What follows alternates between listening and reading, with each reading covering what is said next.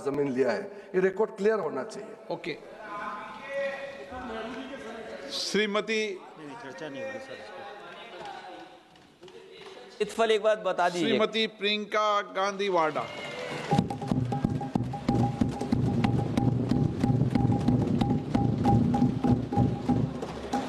आदरणीय अध्यक्ष महोदय, मैं आपको धन्यवाद देना चाहती हूं कि इस महत्वपूर्ण मुद्दे पर आपने मुझे बोलने का मौका दिया। ये अलग बात है कि सत्ता पक्ष के लोग सब मेरे बोलने से पहले ही भाग गए। आइए आइए, आपको देख के मैं खुश थी कि आप वापस आ गए। सबसे पहले मैं उन सैनिकों, उन जवानों, उन अफसरों को नमन करना चाहती हूँ जो हमारे देश के रेगिस्तानों में, हमारे देश के घने जंगलों में, बर्फीले पहाड़ियों पे हमारी देश की रक्षा करते हैं, जो हर पल देश के लिए अपनी जान देने के लिए तैयार रहते हैं। 1948 से लेकर अब तक, जब से पाकिस्तानी रेडर्स ने कश्मीर पे हमला किया, तब से लेकर अब तक हमारे देश की अखंडता की रक्षा करने में उनका बड़ा योगदान है। हमारी आज़ादी अहिंसा के आंदोलन से हासिल हुई, लेकिन जैसे मैंने कहा, उसको कायम रखने के लिए हमारी सेना का बहुत बड़ा योगदान है। अध्यक्ष महोदय, कल मैं सदन में बैठी हुई सबके भाषण सुन रही थी। आदरणीय रक्षा मंत्री महोदय ने बोला, सत्ता पक्ष के कई मंत्रियों ने बोला। 1 घंटे का रक्षा मंत्री जी का लंबा भाषण था। सुनते सुनते एक बात मुझे बहुत खटक रही थी। उसके बाद जब दूसरे भाषण भी सुने आपके सत्ता पक्ष के, तब भी ये बात बार बार मेरे मन में आ रही थी कि सारी बातें कर ली, ऑपरेशन सिंदूर की बात कर ली, आतंकवाद की बात कर ली, देश की रक्षा की बात कर ली, इतिहास का पाठ भी पढ़ा दिया, लेकिन एक बात छूट गई। उस दिन 22 अप्रैल 2025 को जब 26 देशवासियों को अपने परिवार के सदस्यों के सामने खुलेआम मारा गया, तो ये हमला कैसे हुआ, क्यों हुआ?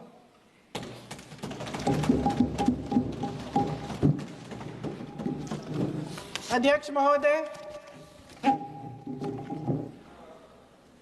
ये लोग बैसारन वैली में, पहलगाम के पास कश्मीर में क्या कर रहे थे? आजकल पब्लिसिटी का दौर है, प्रचार का ज़माना है। कुछ समय से हमारी सरकार ये प्रचार कर रही थी कि कश्मीर में आतंकवाद ख़त्म हो गया है, कि कश्मीर में शांति है, अमन चैन है। प्रधानमंत्री जी ने खूब भाषण दिए, देशवासियों को कहा कि चलिए कश्मीर चलिए, सैर करिए। कई बार मैंने ये भी देखा मीडिया पर, टीवी पर, कि कश्मीर जाइए, ज़मीन खरीदिए, अब वहाँ अमन चैन है, शांति का वातावरण है। इसी बीच शुभम द्विवेदी, एक कानपुर के नौजवान, और उनके पूरे परिवार ने तय किया कि वो कश्मीर जाएंगे। शुभम द्विवेदी की 6 महीने पहले शादी हुई थी। उसकी पत्नी ने कहा कि उनके बीच एक ऐसा रिश्ता था, प्रेम और दोस्ती का ऐसा रिश्ता था कि वो एक दूसरे को बच्चों की तरह हंसाते थे।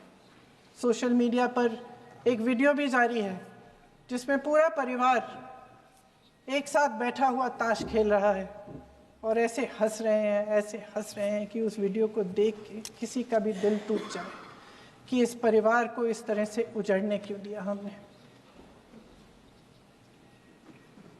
22 अप्रैल 2025 को बैसारन वैली में मौसम का मिजाज अच्छा था, जैसे हर रोज लगातार 1000 से 1500 लोग वहां पहुंचते थे, उसी तरह से उस दिन भी तमाम पर्यटक वहां पहुंचे। वहां का रास्ता आसान नहीं है अध्यक्ष महोदय जी, जंगल से जाना पड़ता है, पहाड़ों के बीच जाना पड़ता है, घोड़े से जाना पड़ता है। ये परिवार वहां पहुंचे, मौसम सुहाना था, उनके बच्चे ट्रैम्पोलिन पे खेल रहे थे, कोई जिपलाइन कर रहा था, कोई चाय पी रहा था, तो कोई कश्मीर की सुंदर वादियों की ठंडी हवा का मजा ले रहा था। शुभम अपनी पत्नी के साथ एक स्टॉल पे खड़े थे, तभी अचानक 4 आतंकवादी जंगल में से निकलते हैं और शुभम को वहीं अपनी पत्नी के सामने मार डालते हैं। उसके बाद वे वहां से पूरे वैली में 1 घंटे के लिए लोगों को चुन चुन कर मारते हैं। किसी के पति को अपनी पत्नी के आंखों के सामने, किसी के पिता को अपने बेटे के सामने, चुन चुन कर 26 लोगों को मार डालते हैं। शुभम की पत्नी घबराकर वहां से भागने की कोशिश करती है, अपनी जान बचाने के लिए जंगल की तरफ दौड़ती है। वहां पता चलता है कि तमाम लोग जंगल की तरफ दौड़े हैं और अपनी जान बचाने की कोशिश कर रहे हैं। कोई अपने बेटे का हाथ पकड़ के पहाड़ों पर घसीटता हुआ जा रहा है, कोई कश्मीरी घोड़े वालों और गाइडों की मदद लेते हुए चले जा रहा है। कोई रास्ता नहीं है, कोई तरीका नहीं है, लेकिन किसी न किसी तरह से शुभम की पत्नी के शब्दों में किसी ऐसी शक्ति ने हमको बचा कर रखा कि हमें किसी न किसी तरह से हम अकेले नीचे पहुंचे। और मैं उनके लफ्ज पढ़ना चाहती हूं,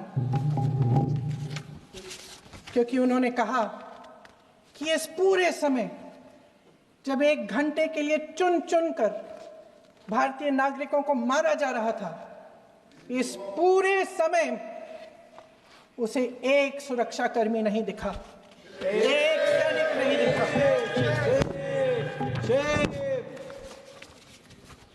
शुभम की पत्नी ने कहा, कोट, मैंने अपनी दुनिया को खत्म होते हुए देखा, अपनी आंखों के सामने एक सिक्योरिटी गार्ड नहीं था। मैं ये कह सकती हूं कि देश ने, सरकार ने हमें वहां पे अनाथ छोड़ दिया था। सिक्योरिटी क्यों नहीं थी वहां पे एक सैनिक क्यों नहीं दिखा? क्या सरकार को मालूम नहीं था कि यहां रोज 1000 से 1500 पर्यटक जाते हैं? क्या सरकार को मालूम नहीं था कि यहाँ के को पहुंचने के लिए जंगल के रास्ते से जाना पड़ता है? अगर कुछ हो जाएगा तो लोग वहां से निकल नहीं पाएंगे। एक चिकित्सा का इंतजाम नहीं था, फर्स्ट एड का इंतजाम नहीं था, कोई इंतजाम नहीं था, ना सुरक्षा का ना फर्स्ट एड का। इन लोगों को भगवान भरोसे छोड़ दिया गया। ये लोग वहां पे इस सरकार के भरोसे गए और इस सरकार ने उन्हें भगवान भरोसे छोड़ दिया।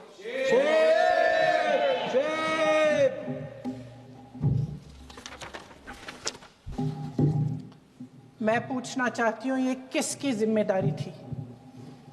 इस देश के नागरिकों की सुरक्षा की जिम्मेदारी किसकी है? क्या इस देश के प्रधानमंत्री की नहीं है? क्या इस देश के गृह मंत्री की नहीं है? क्या इस देश के रक्षा मंत्री की नहीं है? क्या एनएसए की नहीं है? अध्यक्ष महोदय, पहलगाम हमले से सिर्फ 2 हफ्ते पहले हमारे गृह मंत्री महोदय जी कश्मीर गए थे। किस लिए गए थे? जो सुरक्षा की व्यवस्था है इसको देखने के लिए गए थे, इसको रिव्यू करने के लिए गए थे। और उन्होंने वहां कहा कि आतंकवाद पर विजय प्राप्त हुई है। ये 2 हफ्ते पहले है। 3 महीने बाद जेएनके के गवर्नर साहब एक आम इंटरव्यू में ऐसे ही चलते चलते कह देते हैं कि हाँ, बैसारन वैली में बहुत लापरवाही हुई, और इसके लिए मैं जिम्मेदारी लेता हूँ। ऐसे ही चलते चलते और वो बात होती है, ख़त्म भी वहाँ होती है और वहीं ख़त्म हो जाती है। उनसे जिम्मेदारी ली भी नहीं जाती, कोई सवाल नहीं उठाता, कोई जवाब नहीं देता। अध्यक्ष महोदय, उस हमले की जिम्मेदारी एक आतंकवादी गुट जिसका नाम TRF है थोड़े दिनों बाद लेती है। कौन है ये TRF? 2019 में ये गुट बना। 2020 में इसने कश्मीर में आतंकवाद का काम शुरू कर दिया और अप्रैल 2020 से लेकर 22 अप्रैल 2025 तक इन्होंने 25 आतंकवादी हमले किए। गृह मंत्री महोदय ने जब यूपीए सरकार के समय के आतंकवादी हमले गिने तो लगभग 25 गिनवाए थे अभी अपने भाषण में। इस गुट ने कश्मीर में 25 हमले 2020 और 2025 के अंदर एक पूरी लिस्ट है इन हमलों की। मेरे पास इतना समय नहीं है इसलिए मैं एक एक को नहीं पढ़ना चाहती, लेकिन मैं इतना कहूंगी कि इनमें रियासी का हमला भी था 2024 का, जिसमें 9 लोग मारे गए और 41 लोग घायल हुए। कुल मिलाकर 2020 से लेकर 22 अप्रैल 2025 तक TRF ने 41 सेना और सुरक्षा कर्मियों की हत्या की, 27 सिविलियन की हत्या की और 54 लोगों को घायल किया था। भारत सरकार ने TRF को आतंकवादी संगठन का दर्जा कब दिया? 2020 में दिया, 2021 में दिया, 2022 में दिया, 2023 में दिया। 3 साल बाद, 3 सालों के लिए ये आतंकवादी गतिविधियां कर रहे हैं और आप इनको आतंकवादी संगठन तब कहते हैं 2023 में? इसकी क्या वजह थी? ये सब सरकार के संज्ञान में था और आप मुझे बताना चाहते हैं, सत्ता पक्ष के नेता बताना चाहते हैं कि ये सब आपके संज्ञान में था, लेकिन कोई भी एक ऐसी एजेंसी नहीं है हमारी सरकार की जिसको पता चला कि ऐसा हमला, ऐसा भयानक हमला होने जा रहा है हमारे देश में, कि पाकिस्तान में बैठे हुए इस हमले की योजना बन रही है कि हम भारत जाके हैवानियत करेंगे, 26 लोगों को मार डालेंगे और हमें पता ही नहीं है। क्या ये हमारी एजेंसियों की विफलता है कि नहीं है? ये बहुत बड़ी विफलता है, ये एक बहुत बड़ी विफलता है। जानते थे कि ये गुट है, जानते थे कि 5 सालों से ये आतंकवादी हमले कर रहा है, अध्यापकों को मारा, आर्मी के बड़े बड़े अफसरों को मारा, आम जनता को मार डाला, पुलिस वालों को मार डाला, और आप इन पे निगरानी नहीं रख रहे थे। और ये जो एजेंसियां हैं इनकी जिम्मेदारी कौन लेगा? क्या IB चीफ ने अपना इस्तीफा दिया? क्या किसी ने इस्तीफा दिया? गृह मंत्री जी के कार्य क्षेत्र में आता है इंटेलिजेंस ब्यूरो। क्या गृह मंत्री जी ने इस्तीफा दिया? इस्तीफा छोड़िए, जिम्मेदारी ली।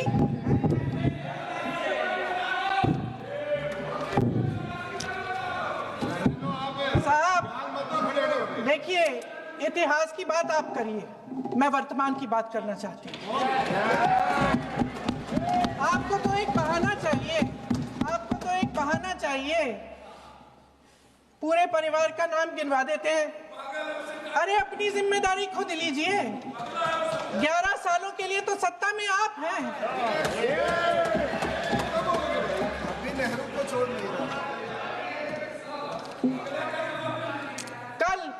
कल माननीय गौरव गोगोई जी ने अपने भाषण में पूछा गृह मंत्री जी से, क्या आपकी जिम्मेदारी नहीं थी? मैं देख रही थी। राजनाथ जी, रक्षा मंत्री जी यूं यूं अपना सर हिला रहे थे, कुछ बोले नहीं। अंदर से महसूस हुआ होगा कि यहाँ कुछ जिम्मेदारी थी, लेकिन माननीय गृह मंत्री महोदय जी हंस रहे थे, वे हंस रहे थे।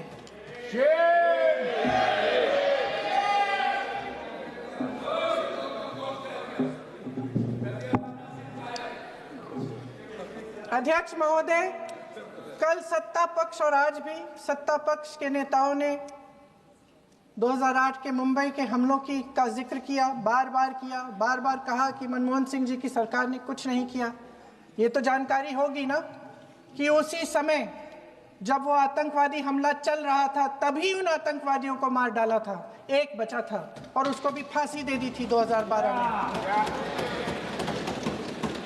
महाराष्ट्र के मुख्यमंत्री ने इस्तीफा दिया। देश के गृह मंत्री ने जिम्मेदारी लेकर इस्तीफा दिया। एक जवाबदेही थी पब्लिक के प्रति, एक जवाबदेही थी इस देश की जनता के प्रति, इस देश की धरती के प्रति।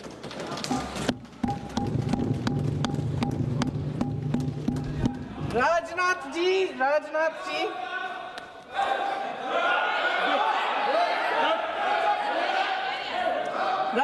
जी तो पुलवामा, उरी और पठानकोट के समय गृह मंत्री रहे थे। आज वे रक्षा मंत्री हैं और हमारे गृह मंत्री महोदय श्री अमित शाह जी के नाक के नीचे पूरा मणिपुर जल गया, दिल्ली में दंगे हुए, पहलगाम में हमला हुआ और आज भी वे उसी पद पर बैठे हैं। क्यों?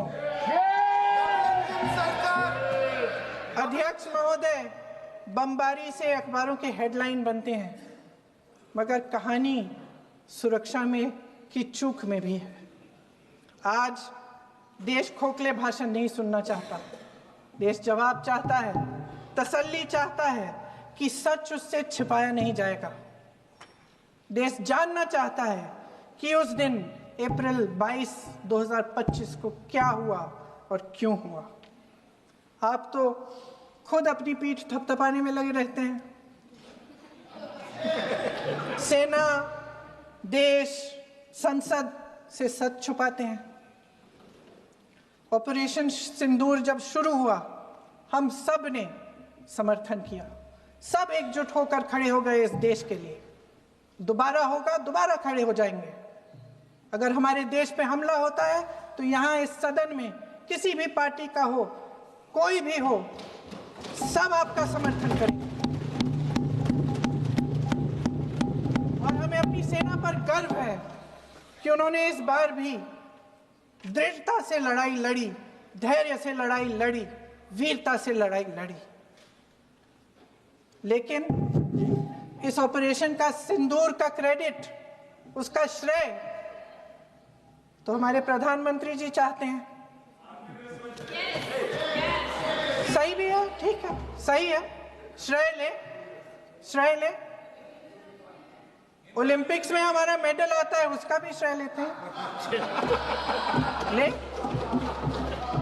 लेकिन सिर्फ श्रेय लेने से नहीं होता नेतृत्व, जिम्मेदारी भी लेनी पड़ती है।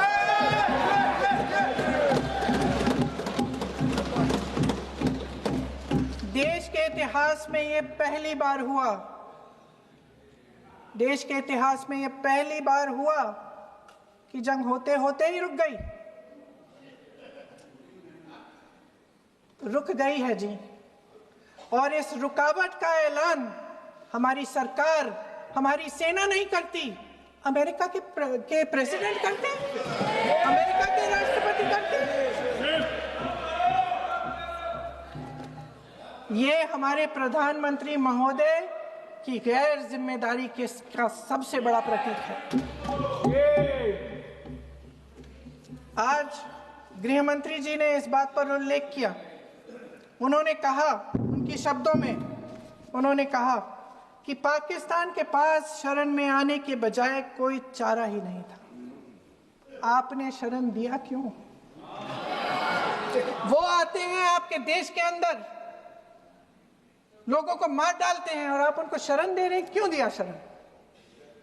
इसका जवाब क्यों नहीं दिया है एक भी भाषण में? जैसे ये बात उठी, शरण की बात की, हमारे गृह मंत्री जी ने इतिहास में चले गए। नेहरू ने क्या किया, इंदिरा गांधी ने क्या किया, यहां तक कि मेरी मां के आंसुओं तक चले गए। लेकिन इस सवाल का जवाब नहीं दिया कि ये सीज फायर हुआ क्यों। ये जंग रुका क्यों? और तब क्यों रुका जब दुश्मन के पास कोई चारा नहीं था हमारे श्रेय में आने के बजाय? क्यों रुका ये जंग? इसका जवाब नहीं दिया। धन्यवाद। आप देंगे?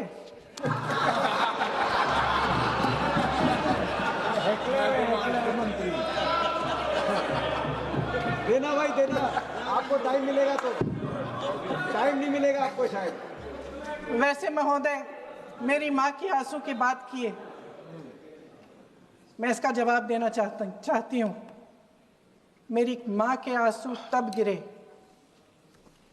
जब उनके पति को आतंकवादियों ने शहीद किया, जब वे मात्र 44 साल की थी। और आज अगर मैं इस सदन में खड़ी हूं और उन 26 लोगों की बात कर रही हूं, मैं इसलिए कर रही हूं क्योंकि मैं उनका दर्द जानती हूं, महसूस करती हूं।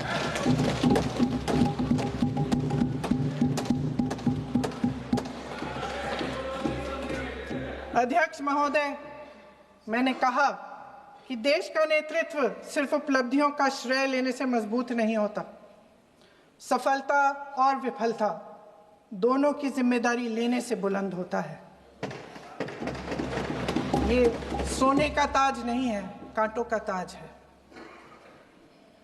अध्यक्ष महोदय, जब सरकार झूठी और कायर हो तो वे बहादुर से बहादुर सेना के साहस और पराक्रम को भी कमजोर कर देती है।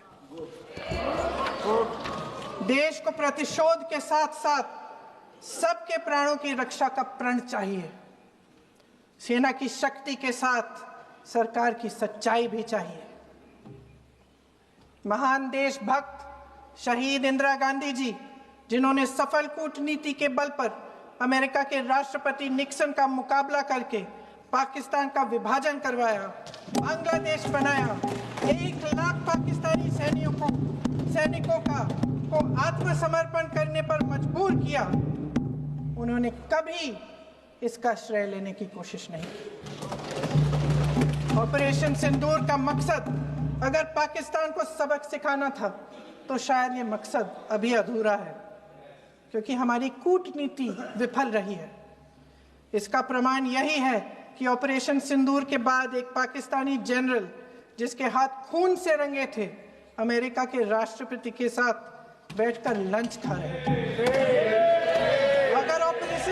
अगर ऑपरेशन सिंदूर का मकसद आतंकवाद को खत्म करने का था तो पाकिस्तान को संयुक्त राष्ट्र के आतंकवाद विरोधी समिति का अध्यक्ष चुने जाने से इस मकसद को धक्का लगा है। इसकी जिम्मेदारी कौन लेगा? क्या हमारे प्रधानमंत्री लेंगे? क्या उनमें यह हिम्मत है? नहीं है। अगर इस ऑपरेशन के दौरान हमारे जहाजों का नुकसान नहीं हुआ तो सदन में इसे साफ साफ कहने से क्या डर है? क्यों नहीं कहा है? कल भी रक्षा मंत्री जी ने कहा कि हमारे इंफ्रास्ट्रक्चर का नुकसान नहीं हुआ, तो जहाजों के बारे में भी बता दें, साफ साफ बता दें, क्या हर्ज है? सच्चाई तो है। सवालों से बचने के लिए ये सरकार हमेशा प्रयास करती है। इसकी राजनीतिक कायरता बेमिसाल है। देशवासियों के प्रति जवाबदेही का एहसास ही नहीं है। सच्चाई ये है कि इनके दिल में जनता के लिए कोई जगह नहीं है। सब राजनीति है, सब पीआर है, सब प्रचार है, सब पब्लिसिटी है। देश की जनता के लिए आपके हृदय में कुछ नहीं रहा। बहुत समय हो गया है आप इस प्रचार में ही लिप्त हैं, जनता को देख नहीं पा रहे हैं। जी माननीय, जो पहलगाम में हुआ, खत्म करती हूँ, जो पहलगाम में हुआ उससे हर एक देशवासी के दिल पे चोट पहुंची है। हिमांशी नारवाल की गुहार ने हम सबको शर्मिंदा किया है। इसीलिए मैं आज यहाँ खड़े हुए एक आखिरी बात करना चाहती हूँ।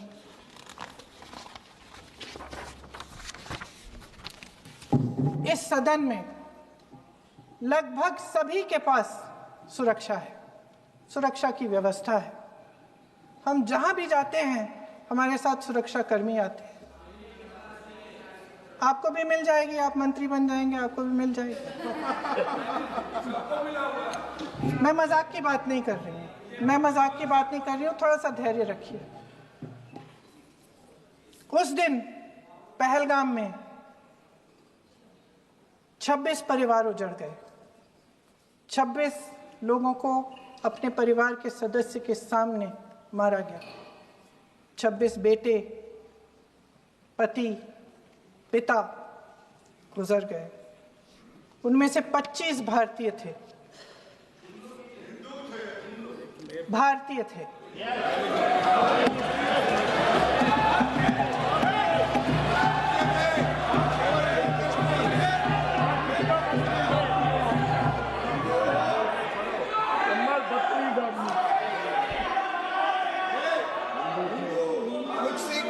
जितने भी लोग बैसारन वैली में थे और जो 25 भारतीय मारे गए, उनके लिए कोई सुरक्षा नहीं थी। कोई सुरक्षा नहीं थी। आप कितनी भी ऑपरेशन कर डालें, आप इस सच्चाई के पीछे छुप नहीं सकते, इसे नकार नहीं सकते। आपने उनको सुरक्षित नहीं किया। कोई शर्म नहीं है, कोई शर्म नहीं है, कोई शर्म नहीं है और ना कभी होगी। सुन लीजिए, सुबह भी मैं शिव मंत्र बोल के आई हूं। इनको क्या पता शिव मंत्र क्या है? शिव मंत्र इनका खत्म कर लूं अपना भाषण। शिव मंत्र मैं एक बार उन 25 भारतीयों के चलिए चुप रही। मैं एक बार उन 25 भारतीयों के नाम इस सदन में पढ़ना चाहती हूं, ताकि यहां बैठे हर सदस्य को यह एहसास हो कि वे भी हमारी तरह इंसान थे, किसी राजनीतिक बिसात के मोहरे नहीं थे। वे भी इस देश के बेटे थे, वे भी इस देश के शहीद हैं। उनके परिजनों के प्रति हम सब की जवाबदेही बनती है। उन्हें सच्चाई जानने का हक है।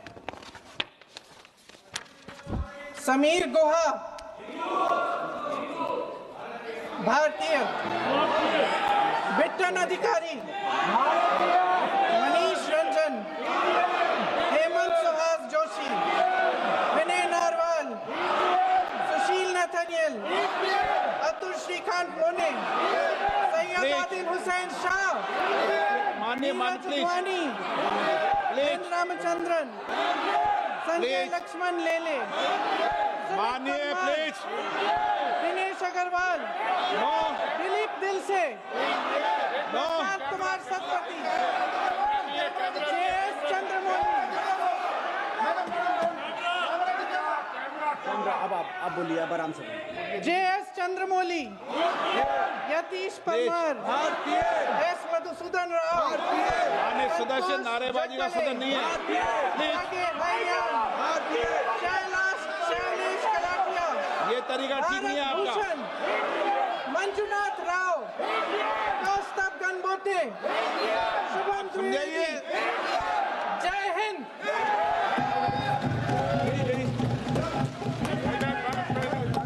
डॉक्टर श्रीकांत